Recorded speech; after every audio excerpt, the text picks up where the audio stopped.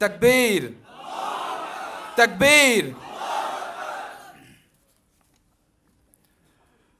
আসসালামু আলাইকুম ওয়া রাহমাতুল্লাহি ওয়া বারাকাতুহু। আলহামদুলিল্লাহি ওয়াহদাহু ওয়াসসালাতু ওয়াসসালামু আলা মান লা নাবিয়্যা বা'দাহু ওয়া বা'দ। ওলামা জনতা ঐক্য পরিষদ কর্তৃক আয়োজিত ভবিষ্যৎ বাংলাদেশের নয়া বন্দোবস্ত ও ইসলামের রূপকল্প শীর্ষক এই সেমিনারের সম্মানিত সভাপতি জনাব শেখ এজাহার ইবনে এজাহার হারুন এজাহার হাফিজাহুল্লাহ তাআলা ওয়া রাআহু, মঞ্চে উপস্থিত বিজ্ঞজন ও আমার সামনে উপস্থিত আগামী বাংলাদেশের সত্যিকার তৌহিদি জনতা এবং লিডারগণ, যুগে যুগে পৃথিবীর মানুষকে তিন শ্রেণীর মানুষেরা নিজেদের গোলাম বানিয়ে রেখেছিল। একদল হচ্ছে শাসক। কোরআন বলছে ইন্না ফিরআউন আলা ফিল আরদ। ফিরআউন সে তার ভূখণ্ডের সমস্ত কর্তৃত্ব ক্ষমতা একচ্ছত্র মালিকানায় দখল করেছিল। ফিরআউন একটা চরিত্র। যুগে যুগে ফিরআউনরা এভাবেই একটা দেশের সমস্ত ক্ষমতাগুলোকে কুক্ষিগত করে এবং তারা মনে করে স্রষ্টা তাদেরকে সৃষ্টি করেছেন শাসন করার জন্য, এবং এই শ্রেণী তাদের শাসনকে স্থায়ী করার জন্য আর একটা দলকে সঙ্গে রাখে, সেটা হচ্ছে একদল আলেমদেরকে, ধর্মীয় যাজকদেরকে। ফেরাউনের দরবারেও যাজক ছিল। আপনারা ফেরাউনের জাদুঘরদের নাম শুনেছেন। এরা সাধারণ জাদুঘর ছিল না। কোরআন বলছে মূসা আলাইহিস সালাম যখন সমাজ পরিবর্তনে ডাক দিলেন, মানুষকে মানুষের গোলামি থেকে মুক্ত করার জন্য আহ্বান করলেন, তখন এই আলেমরাই বলেছিল আতাদারু মূসা ওয়া কওমাহু লিয়াদারাকা ওয়া আলিহাতাকা। তুমি কি মূসাকে এবং মূসার সম্প্রদায়কে এই সুযোগ দিবে যে তারা তোমাকে এবং তোমার আল্লাহদেরকে বর্জন করবে? ফেরাউনের তো আল্লাহ ছিল। আপনারা কেবল জানেন ফেরাউন আল্লাহ দাবি করেছিল। ফেরাউন কিসের আল্লাহ দাবি করেছিল? সে কি আসমানের আল্লাহ দাবি করেছিল? সে কি চন্দ্র সূর্যের আল্লাহ দাবি করেছিল? মোটেই না। ফেরাউন দাবি করেছিল মিশর ভূখণ্ডের আল্লাহ। তার মানে এই মিশর ভূখণ্ডের কর্তৃত্ব ক্ষমতা একচ্ছত্র মালিকানা তার, বাকি সবাই তার হুকুম মানতে হবে। এই অর্থে সে আল্লাহ দাবি করেছিল। কোরআন বলছে আলাইসা লি মুলক মিসর, আমার কি মিশরের রাজত্ব নয়? তার মানে হচ্ছে মিশর ভূখণ্ডের পূর্ণ কর্তৃত্ব ক্ষমতা মালিকানা আমার, এইখানে অন্য কারো হুকুম চলবে না। এটাই আমরা দেখেছি আমাদের শেষ পর্যন্ত। এক ফেরাউন যে বিদায় হলো খুনি, সেও একই কথা বলেছিল, দেশটা আমার বাবা স্বাধীন করে দিয়েছে। এই শ্রেণীকে টিকিয়ে রাখার জন্য আর এক দল হচ্ছে আলেম। আমরা যেমন ফেরাউনের সময় দেখেছি একদল আলেম তার চাটুকারিতা করেছে, আমরা এই লেডি ফেরাউন পর্যন্ত ইংরেজদের পর্যন্ত দেখেছি একদল আলেম নামধারী ওলামায়ে সু তাদেরকে টিকিয়ে রাখার জন্য 1 লক্ষ ভুয়া মুফতির ফতোয়া দিয়ে কিতাব লিখেছে, তাদেরকে জান্নাতের টিকিট দিয়েছে, তাদেরকে কওমি জননী খেতাব দিয়েছে। এই দুই শ্রেণী একজন আরেকজনকে সাহায্য করে, বিপদে পড়লে একজন অপরজনকে সমর্থন যোগায়। একজন ক্ষমতা দিয়ে আর একজন জনগণকে ধর্মীয় ভয় দেখিয়ে। যখন এই দুইটা দল বিপদে পড়ে তখন তৃতীয় আর একটা দল এগিয়ে আসে, তা হচ্ছে ব্যবসায়ী শ্রেণী। আমি তখন কারাগারে বসে এইটা কল্পনা করেছিলাম যখন দেখলাম সেই চীন মৈত্রী সম্মেলন কেন্দ্রে বাংলাদেশের শীর্ষ ব্যবসায়ীরা বসে স্লোগান দিচ্ছে বারবার দরকার অমুক সরকার। আমি তখন বললাম আল্লাহ সুবহানাহু ওয়া তাআলা কোরআনের যেই দাসত্ব থেকে মানুষকে মুক্ত করার জন্য, যেই গোলামির থেকে, যেই গোলামির জিনজিরকে ছিন্ন করে দিয়ে মানুষকে মুক্ত করার জন্য 3 শ্রেণীর মানুষকে আখ্যায়িত করেছেন। একদল শাসক, একদল যাজক, আর একদল হচ্ছে তাদের টিকিয়ে রাখে অর্থ যোগান দিয়ে ব্যবসায়ী দল ধনীরা। সেই তৃতীয় দলটা মাঠে নামলো একেবারে শেষ সময় এসে। এবারে আসুন, সত্যিকার যদি কোনো ব্যক্তি মানুষকে মানুষের গোলামির জিনজির থেকে মুক্ত করতে চায়, তাহলে ফিরে আসতে হবে কোরআনের দিকে। কোরআন সেজন্য আপনারা জানেন আল্লাহ সুবহানাহু ওয়া তাআলা কোরআনকে ইচ্ছে করলে কাগজে লিখে দিতে পারতেন, চামড়ায় লিখে দিতে পারতেন, কাঠের টুকরা লিখে দিতে পারতেন, বাক্সবন্দি করে দিতে পারতেন, পাথরে লিখে দিতে পারতেন। দেন নাই। কেন দেন নাই জানেন? কেন দেন নাই? কারণ যদি কোরআন কাগজে বা চামড়ায় লিখে দেওয়া হতো তাহলে ধুলাবালু নষ্ট করে ফেলতো, কাঠের টুকরায় লিখে দিলে ঘুন পোকায় খেয়ে নষ্ট করে ফেলতো, পাথরের টুকরা লিখে দিলে ভেঙ্গে চুরমার হয়ে যেত, বাক্সবন্দি করে দিলে ওই পোপদের মতো আর ব্রাহ্মণদের মতো কিছু খাজা বাবা, গাজা বাবা, পীর পোপেরা এই কোরআনকে নিজের কুক্ষিগত করত, সাধারণ মানুষকে গোলাম বানাতো। সেই গোলামি করতে না পারে সেজন্য আল্লাহ রাব্বুল আলামিন কোরআনকে কোনো ব্যক্তির কাছে নয়, বাক্সবন্দি করে নয়, কোরআনকে হেফাজত করার জন্য ফি সুদুরিল্লাযিনা উতুল ইলম, আহলে ইলমদের, হাফেজে কোরআনদের সিনাকে গ্রহণ করেছে। এটাই জন্য মানুষকে মানুষের গোলামি থেকে, জিনজির থেকে মুক্ত করার জন্য কোরআন বলছে, ইয়া আইয়ুহান নাসু তাকু রাব্বাকুমুল্লাযী খালাকাকুম মিন নাফসিন ওয়াহিদা, হে মানব তোমরা ভয় করো সে আল্লাহকে যিনি তোমাদেরকে একজন মানুষ থেকে সৃষ্টি করেছেন। তার মানে হচ্ছে তোমরা মানুষ হিসেবে সকলেই সমান। কোরআন বলছে ইন্না খালাকনাকুম মিন যাকারি ওয়া উনসা, আমি তোমাদেরকে একজন পুরুষ একজন নারী থেকে সৃষ্টি করেছি। ওয়া জাআলনাকুম শুউবান ওয়া কাবাইলা লিতাআরাফু, আমি তোমাদেরকে বিভিন্ন বড় বড় গোত্রে, ছোট ছোট গোত্রে বিভক্ত করেছি পরিচয়ের জন্য। কিন্তু এটা কোনো আভিজাত্যের মাপকাঠি নয়, এটা কোনো শ্রেষ্ঠত্বের মাপকাঠি নয়। আমার কাছে একটা আভিজাত্যের মাপকাঠি আছে, তা হচ্ছে ইন্না আকরামাকুম ইনদাল্লাহি আতকাকুম, তোমাদের মধ্যে সবচেয়ে যে মুত্তাকি আমার কাছে সেই ব্যক্তি সবচেয়ে বড় পরহেজগার, সম্মানিত, সে অভিজাত অধিকারী। কোরআন পরিষ্কার করে দিয়েছে মানুষ হিসেবে মানুষের মধ্যে কোনো তারতম্য থাকবে না। এই কারণেই আপনারা জানেন যখন মিশরের সেই গভর্নর আমর ইবনুল আসের ছেলে একজন কিপ্তি গোলামকে একটা সামান্য খেলায় পরাজিত করেছিল, সেজন্য মেরেছিল, সেই কিপ্তি গোলাম গিয়ে যখন ওমর ইবনে খাত্তাবের কাছে বিচার দিয়েছিলেন, ওমর ইবনে খাত্তাব শাসক আমর ইবনে আসকে এবং তার ছেলেকে ডাকালেন, তাদের প্রতিশোধ নিলেন। তারপরে বলেছিলেন মাথা ইস্তাবাতুমুন নাস ওয়াকাদ ওয়ালাদাতহুম উম্মুহুম আহরারান, তোমরা কবে থেকে মানুষকে গোলাম বানালে, অথচ তাদের মায়েরা তাদেরকে তো স্বাধীন মুক্ত বাচ্চা হিসেবে জন্ম দিয়েছিল। পরিষ্কার হয়ে গেল মানুষকে গোলামির জিনজির থেকে মুক্ত করার জন্য একমাত্র পথ হচ্ছে ইসলাম। ইসলাম বলেছে ওয়ালাকাদ কাররামনা বনি আদম, আমি বনি আদমকে সম্মানিত করেছি। আল্লাহ সুবহানাহু ওয়া তাআলা চারটা কসম করে বলেছেন, হে মানুষ, আমি যখন আসমান জমিন সৃষ্টি করার ইচ্ছে করেছি আমি কুন বলেছি, ইন্নামা আমরুহু ইযা আরাদা শাইআন ইয়াকুলা লাহু কুন ফায়াকুন। আমি আসমান জমিন সৃষ্টি করেছি, কুন বলেছি, ফায়াকুন হয়ে গেছে। চন্দ্র সূর্য গ্রহ নক্ষত্র সৃষ্টি করব, কুন বলেছি, ফায়াকুন হয়ে গেছে। খালবিল নদী নালা সৃষ্টি করব, কুন বলেছি, ফায়াকুন হয়ে গেছে। কিন্তু যখন মানুষ তোমাকে আমি সৃষ্টি করার পরিকল্পনা করেছি তখন কুন ফায়াকুন নয়, খলাকতু বিয়াদাইয়া, আমি তোমাকে আমার নিজের হাতে সৃষ্টি করেছি। এরপরে আল্লাহ রাব্বুল আলামিন চারটা কসম করে বলেছেন, ওয়াত-তিনি ওয়াজ-যাইতুনি ওয়া তুরি সিনিনা ওয়া হাযাল বালাদিল আমিন লাকাদ খালাকনাল ইনসানা ফি আহসানি তাকওয়িম, আমি মানুষকে সর্বোত্তম গঠন দিয়ে সবচেয়ে সম্মানিত করে সৃষ্টি করেছি। ভাইয়েরা আমার, এই মানুষের অধিকার নিয়ে বিভিন্ন জন বিভিন্ন কথা বলেছে। আল্লাহ সুবহানাহু ওয়া তাআলা মানুষের অধিকার রক্ষার জন্য, জানের নিরাপত্তার জন্য, মালের নিরাপত্তার জন্য, বিবেকের নিরাপত্তার জন্য, বংশের নিরাপত্তার জন্য প্রত্যেকটা ক্ষেত্রে বিধান দিয়েছেন। এবারে আপনি কোরআন থেকে শুনুন, মানবাধিকারের যত স্লোগান আছে তার সবগুলোকে পরাজিত করে ইসলাম ঘোষণা করেছে, মান কাতালা নাফসাম বিগাইরি নাফসিন আও ফাসাদিন ফিল আরদি ফাকান্নামা কাতালান নাস জামিআ। কোরআন বলছে যেই ব্যক্তি কোনো একটা মানুষকে অন্যায়ভাবে খুন করলো অথচ সে কাউকে খুন করে নাই, অন্যায়ভাবে যে হত্যা করলো, আল্লাহ বলছেন ফাকান্নামা কাতালান নাস জামিআ, সেজন্য গোটা বিশ্বের মানবতাকে হত্যা করলো। পক্ষান্তরে ওমান আহইয়াহা, যে ব্যক্তি কোনো একটা মানুষকে অন্যায় খুনের হাত থেকে বাঁচালো, আল্লাহ সুবহানাহু ওয়া তাআলা বলছেন ফাকান্নামা আহইয়ান নাস জামিআ, সেজন্য গোটা বিশ্বের মানুষকে বাঁচালো।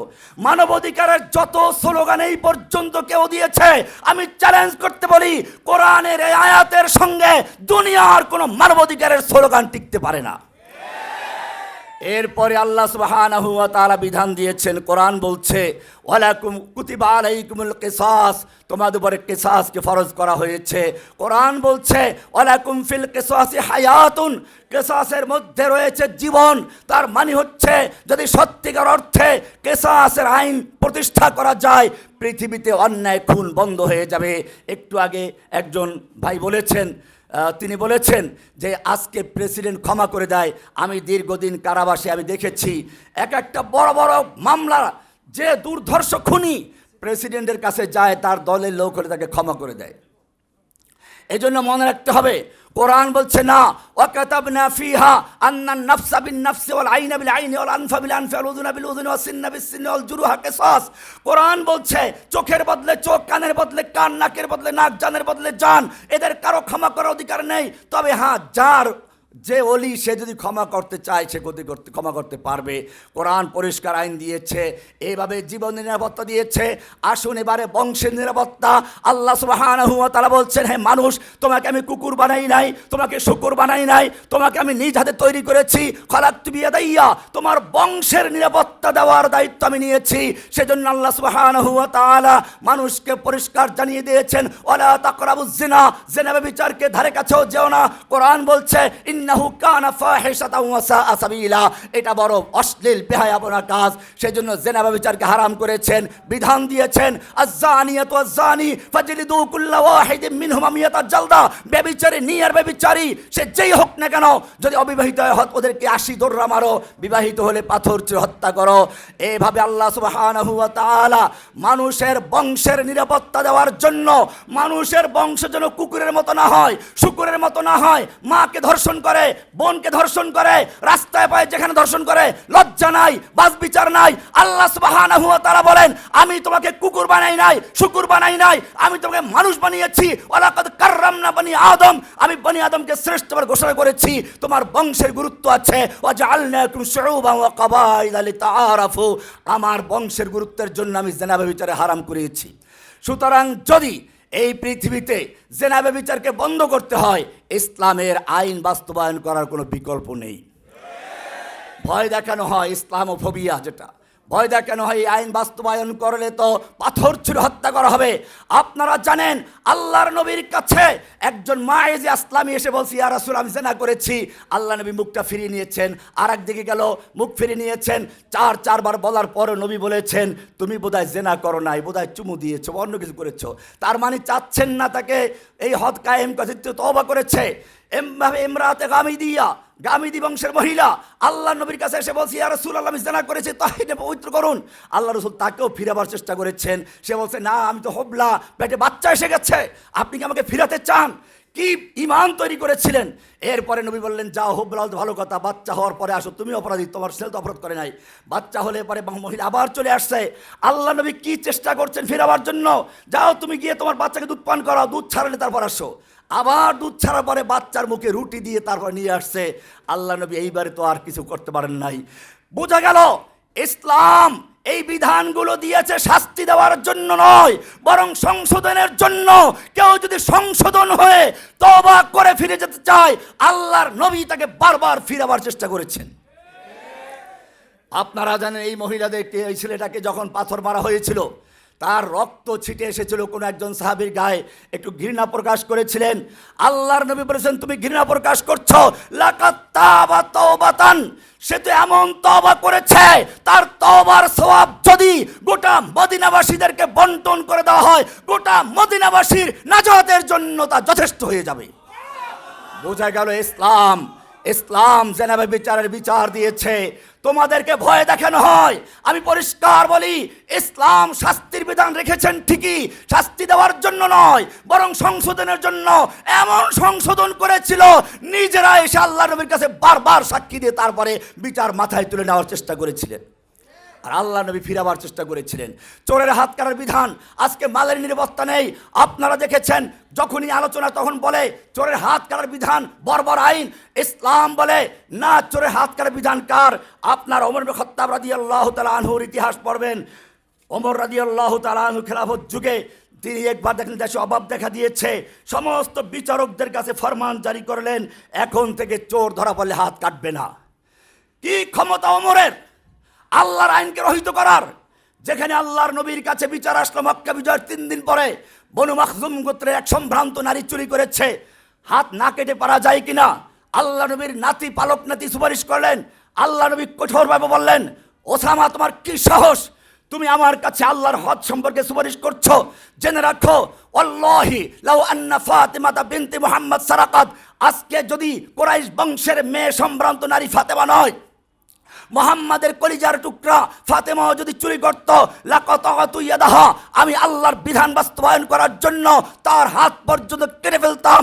এত কঠোর আইন, সে আইন কি করে ওমর রাদিয়াল্লাহু তাআলা আনহু রহিত করলেন?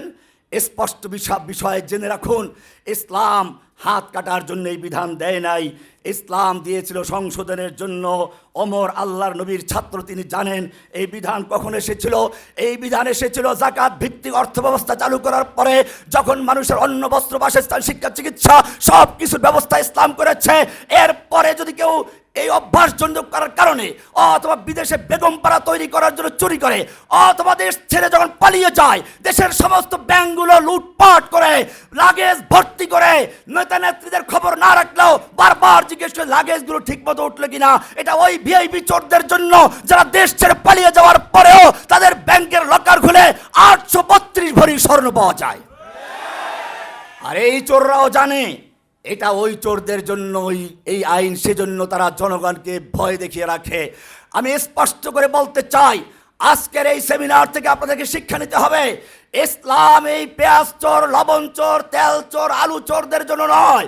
একটা বাচ্চা না খেয়ে ক্ষুধার্ত অবস্থায় কান্নাকাটি করছে, মা বাবার সহ্য হয় নাই, বাচ্চার মুখে খাবার তুলে দেওয়ার জন্য গিয়ে চুরি করেছে। ইসলাম বলে খবরদার, ইদরাউল হুদুদ মাস্তাতাতুম, আল হুদুদ ওয়াল কিসাসু তানদারু বিশুবহাত, পরিষ্কার বিধান রয়েছে।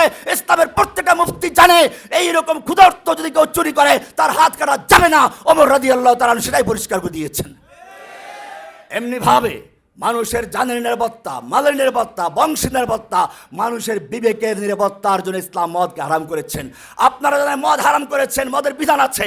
কেন হারাম করেছেন? কোরআন খুলে পড়ুন, সূরা মায়েদা 90-91 নম্বরে পরিষ্কার বলা হয়েছে, ইয়া আইয়ুহাল্লাযীনা আমানু ইন্নামাল খামরু ওয়াল মাইসিরু ওয়াল আনসাবু ওয়াল আজলামু রিজসুম মিন আমালিশ শাইতানি ফাজতানিবুহু। হে মুমিনগণ, যারা ঈমান এনেছো, যদি সত্যিকার মুমিন হয়ে থাকো, আল্লাহকে ভয় করে থাকো, ঈমান রেখে থাকো, জেনে রাখো মদ, জুয়া, মূর্তি, লটারি এগুলো শয়তানের নাপাক কাজ।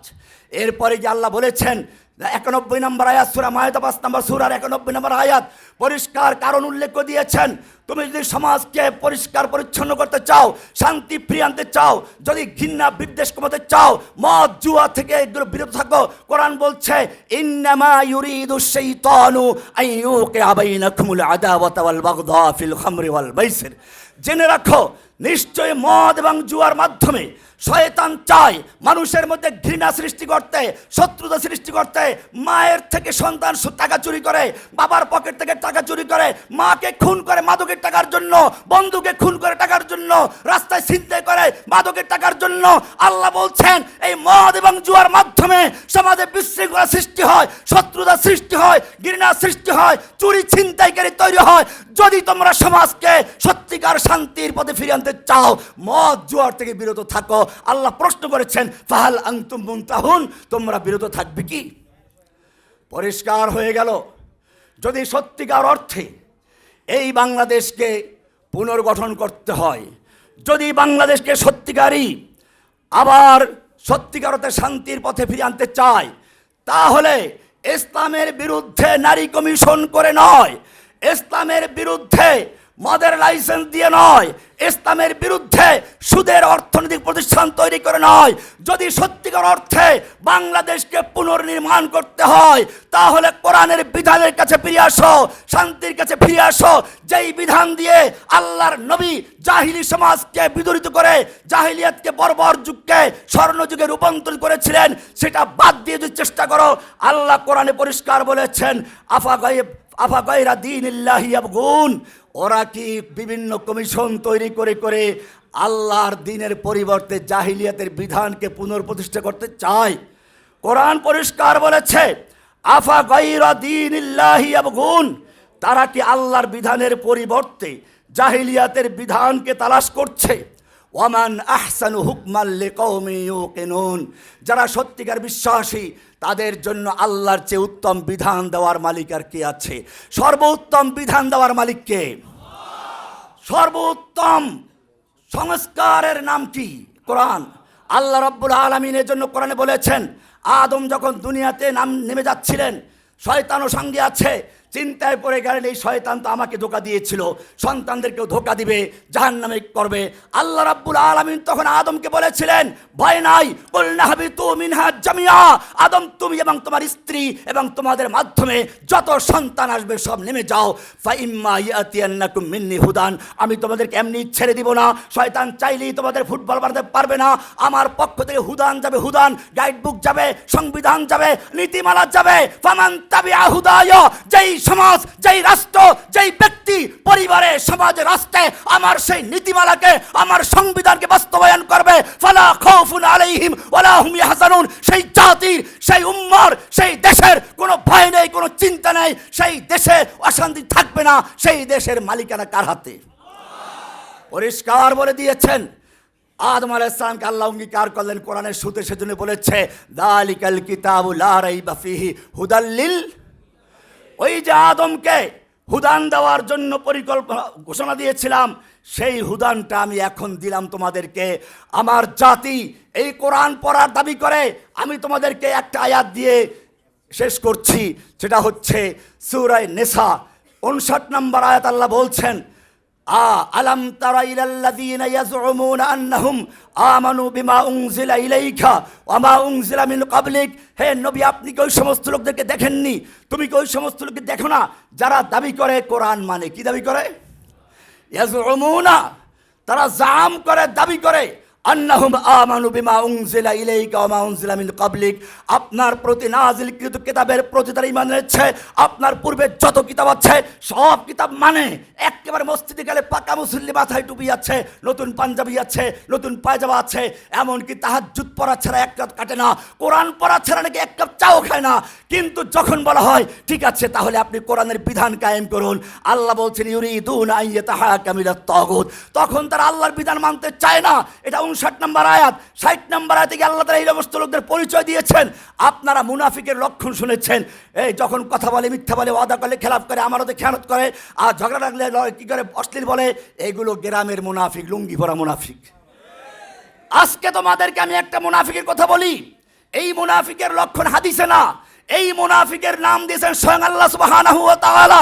কোরআন বলছে ওয়াইদা কিলা লাহুম তাআলাউ ইলা মা আনজালাল্লাহু ওয়া ইলার রাসূল, এই লোকগুলো যারা দাবি করে কোরআন মানে, আসমানি কিতাব সব মানে, আল্লাহ মানে, রাসূল মানে, হজ করতে যায়, ওমরা করতে যায়, কোরআন পড়া ছাড়া চাও খায় না, এই দাবি করে। কিন্তু যখন বলা হয় তাআলাউ, আসো, ইলা মা আনজালাল্লাহু ওয়া ইলার রাসূল, আল্লাহ তাআলা যে কিতাব নাজিল করেছেন এই কিতাবের দিকে এসো, ওয়া ইলার রাসূল, রাসূলের সুন্নাহ দিকে আসো, যেই কিতাব দিয়ে রাসূল দেশ চালিয়েছেন, যেই কিতাব সুন্নাহ দিয়ে আবু বকর শাসন করেছেন, যেই কিতাব সুন্নাহ দিয়ে ওমর অর্ধজাহান শাসন করেছেন, যেই কিতাব সুন্নাহ দিয়ে আলী শাসন, ওসমান শাসন করেছেন, সেই কিতাব এবং সুন্নাহর দিকে আসো। আল্লাহ এবারে বলছেন রাআইতাল মুনাফিকিনা, এটা রহমানের বক্তব্য নয়, আল্লাহ পরিষ্কার বলেছেন রাআইতাল মুনাফিকিনা ইয়াসুদ্দুনা আনকা সুদুদা, আপনি মুনাফিকগুলোকে দেখবেন, ভিআইপি মুনাফিকেরা, এই মুনাফিকগুলোকে দেখবেন ইয়াসুদ্দুনা আনকা সুদুদা, আপনার থেকে আস্তে মাথাটা ঝুঁকিয়ে চলে গেছে। প্রত্যেকটা মাহফিলে আমরা দেখি, আমরা প্রত্যেকটা মাহফিলে দেখি প্রধান বক্তার জন্য অপেক্ষা করে, প্রধান বক্তার আগে আবার তারা বয়ান দেন, লোকজন যায় না তো, এরপরে বক্তব্য দিয়ে যখন প্রধান বক্তা বক্তব্য শুরু করবে তখন পালাই। আমার তখন এই আয়াত মনে পড়ে, আল্লাহ বলেছেন ওয়াইদা কিলা লাহুম তাআলাউ ইলা মা আনজালাল্লাহু ওয়া ইলার রাসূল, যখন তাদেরকে বলা হয় আসো আল্লাহর কিতাবের দিকে, আল্লাহর কিতাব দিয়ে দেশ শাসন করি, রাসূলের সুন্নাহ দিকে, আল্লাহ বলছেন রাআইতাল মুনাফিকিনা ইয়াসুদ্দুনা আনকা সুদুদা, আপনি এই মুনাফিকগুলোকে দেখবেন আস্তে করে মাথাটা ঝুঁকিয়ে তারা ময়দান ছেড়ে চলে গেছে। সুতরাং মনে রাখতে হবে, আমি তোমাদেরকে বলি ওমর ইবনে খাত্তাব রাদিয়াল্লাহু তাআলা বলেছেন, পরিষ্কার করে দিয়েছেন, নাহনু কওমুন আ'আজ্জানাল্লাহু বিল ইসলাম, আমরা এমন এক জাতি যাদেরকে আল্লাহ তাআলা ইসলামের মাধ্যমে সম্মানিত করেছেন, বিশ্বের বুকে আমাদেরকে মাথা উঁচু করে সে দাঁড়াতে শিখেছেন। ইসলাম আমাদেরকে এই মর্যাদা দিয়েছে। ফামাহমা ইবতাগাইনাল ইজ্জাতা বিগাইরিহি, যখনই আমরা ইসলাম বাদ দিয়ে অন্য কোনো তরিকায়, অন্য কোনো পথে, অন্য কোনো সংবিধানে, অন্য কোনো নীতিমালায়, অন্য কোনো কমিশন তৈরি করে ইজ্জাত তৈরি করার চেষ্টা করব, আযাল্লানাল্লাহ, আল্লাহ আমাদেরকে তখন অপমান করে ছাড়বেন। এই জন্য ওমর ইবনে খাত্তাব রাদিয়াল্লাহু তাআলা আনহু আরেকটা কথা বলেছেন, লা ইয়াসলাহা আখিরু হাযিল উম্মাহ ইল্লা মা সালুহা বিহি আউয়ালুহা। এই উম্মাতের প্রথম অংশ, এই উম্মার প্রথম মানে সাহাবীরা যেই পথে সংশোধন তৈরি করেছিলেন, সংস্কার করেছিলেন, লা ইয়াসলাহা আখিরু হাযিল উম্মাহ, এই উম্মাতের শেষ ভাগও সেই পন্থা ছাড়া সংস্কার করতে পারে না। সংস্কারের মূলনীতি আল কোরআন দিয়েছে, সংস্কারের মূল সংবিধান আল কোরআন দিয়েছে। কোরআন হচ্ছে মানবতার সনদ। কোরআন মানুষের জীবনের নিরাপত্তা দিয়েছে, মানুষের মালের নিরাপত্তা দিয়েছে, মানুষের বিবেকের নিরাপত্তা দিয়েছে, মানুষের বংশের নিরাপত্তা দিয়েছে। যদি সত্যিকার অর্থে সংস্কার চায় তাহলে আবার মানুষকে ফিরে আসতে হবে আল্লাহর দেওয়া সংবিধানের দিকে, এছাড়া কোনো সংস্কার হতে পারে না। আমি আপনাদেরকে বলবো, আমরা এখন থেকে যেভাবে এই জুলাই আগস্টে একটা বিপ্লবের মাধ্যমে এক স্বৈরাচারকে হটিয়ে দেওয়া হয়েছে, ঠিক তেমনি ভাবে আর একটা বিপ্লবের মাধ্যমে আল্লাহর কালামকে, আল্লাহর কোরআনকে রাষ্ট্রীয় প্রতিষ্ঠা করার জন্য আমাদের ময়দানে ঝাঁপিয়ে পড়তে হবে। আল্লাহ সুবহানাহু ওয়া তাআলা আমাদের সেই তৌফিক দান করুন। আমিন। আসসালামু আলাইকুম ওয়া রাহমাতুল্লাহি তাআলা ওয়া বারাকাতুহু।